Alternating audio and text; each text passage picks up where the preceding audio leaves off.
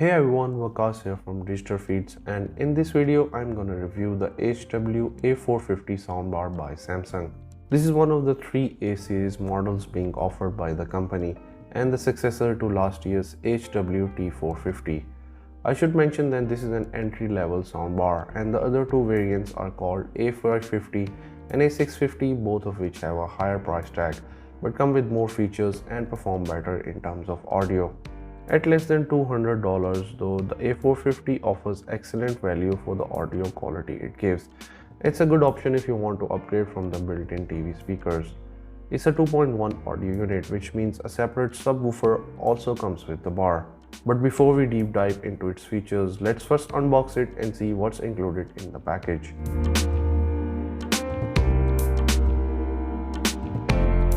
In general, the packaging of the A450 looks pretty good and everything is secure in styrofoam to avoid any damage during transit.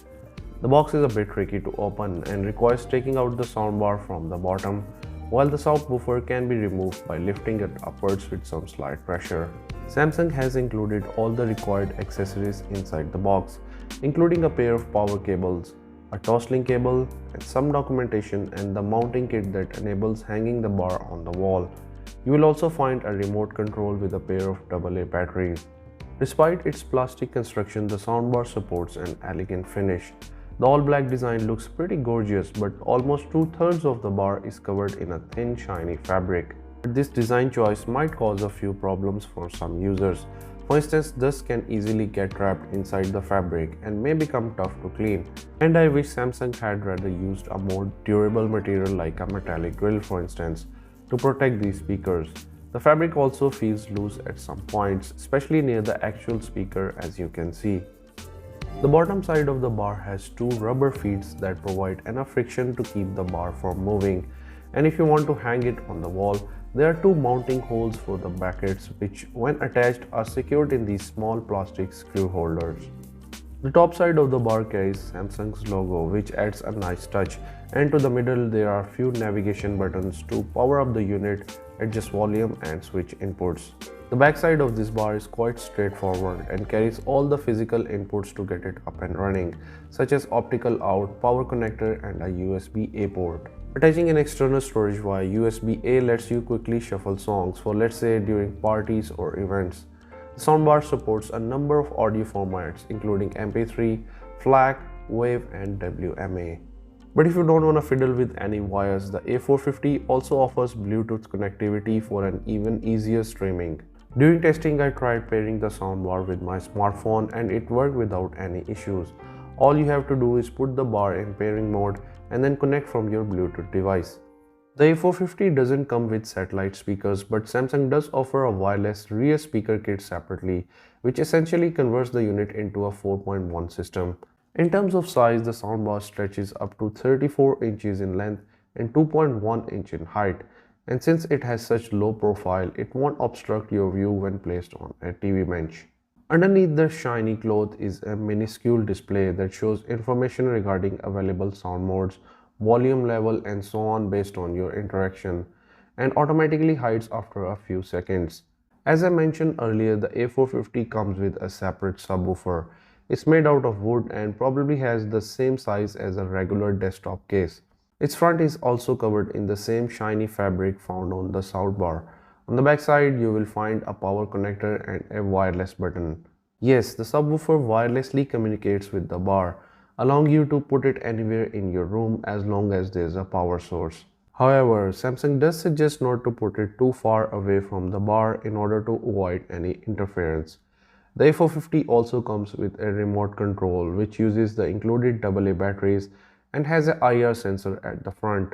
It's pretty bare bones at best, but allows you to manage all the settings like volume adjustment, switching audio source or pairing with a Bluetooth device. Sadly, the A450 doesn't have the CEC mode found on many TVs due to lack of HDMI, which means you can't control it from your TV's remote. It also lacks any smart features such as Wi-Fi connectivity or a companion mobile app. But despite these setbacks, it does support Dolby Digital and DTS for an immersive audio experience. Speaking of audio, the A450 has an impressive frequency response. The sound profile is quite neutral and remains clean no matter the audio source or the volume level. But it does lack deep rumble in bass heavy songs. Perhaps it's enough for watching movies or TV shows, but the soundbar does struggle to produce that extra tinge when playing music. Furthermore, being a 2.1 setup, the bar lacks the center channel, and to compensate for that, it uses both left and right channels to deliver voices and dialogue. Any content in 5.1 is automatically downmixed. This soundbar does have decent surround performance, but not something groundbreaking, I would say. Maybe it's due to lack of Dolby Atmos, but then again, it's still an entry-level soundbar that performs great otherwise. On the brighter side, the A450 maintains crisp audio in almost all volume levels and music genres, and I experienced absolutely no distortion whatsoever even at max volume. The soundbar has built-in equalizer presets to fine-tune the audio further. There are few different sound modes as well, which include standard, surround sound, bass boost, game, and adaptive sound light, the latter of which doubles as a dialogue enhancement feature which you can toggle by turning off the soundbar and holding the sound mode button for a few seconds. Overall, the HW-A450 is an impressive soundbar in terms of audio performance, features, and price. And although it lacks HDMI input, Wi-Fi connectivity, or Dolby Atmos, it offers an excellent value for your soundbar investment. Of course, if you want more features, you can also check A550 or A650, but those also come with higher price tags. If you like this video, please do give it a thumbs up and don't forget to hit the subscribe button for more tech related stuff. If you have any queries, please do share your thoughts in the comment section below. I'm Vakas, you're watching Digital Feeds, and I will see you in the next video.